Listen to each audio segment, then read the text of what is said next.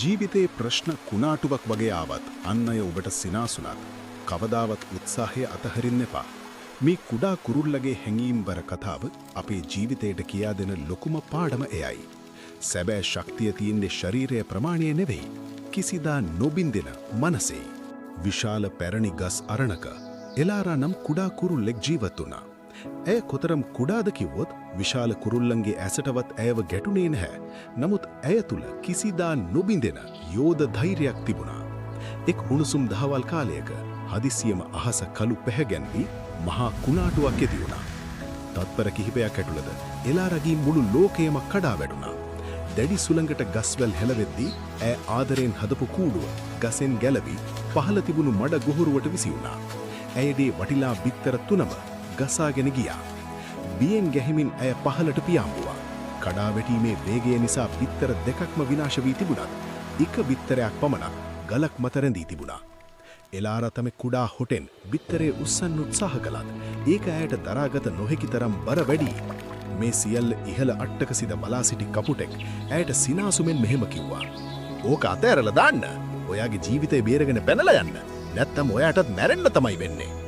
නමුත් මවකගේ සෙනෙහස ඒ කිසිවක් ඇසුවේ නැහැ. බිත්තරේ ඔසවාගෙන යන්නට බැරි නම් ගං වතුරෙන් ඒ ආරක්ෂා කිරීමට ඇය තීරණය කළා. ඇය වහාම ක්‍රියාත්මක වුණා. කුණාටුවේ සැර සුළඟ ඇයගේ කුඩා සිරුරට දැඩි ලෙස පහර දුන්නා. පියාපත් තෙමී බර වී තිබුණු නිසා ඇයට පියාසර කිරීම අපහසු වුණා. නමුත් මුළු රාත්‍රිය පුරාම බිම වැටෙමින් නැමත නැගිටිමින් ඇය ඒ ආරක්ෂිත බැම්ම හැදුවා.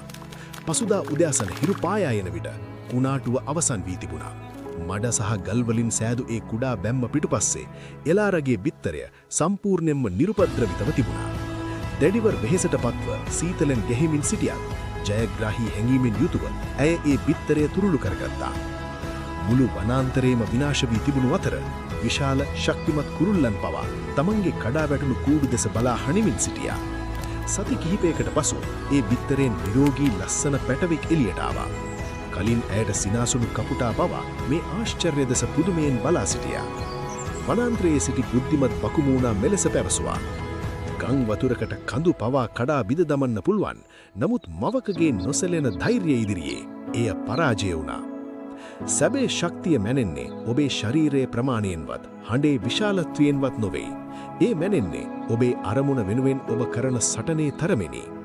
ලෝකය ඔබට අත්හැරින්න යයි පැවසුවත් කුණාටුවකට ඔබේ ඉරතැනිය තීරණය කරන්න ඉඩ දෙන්න එපා.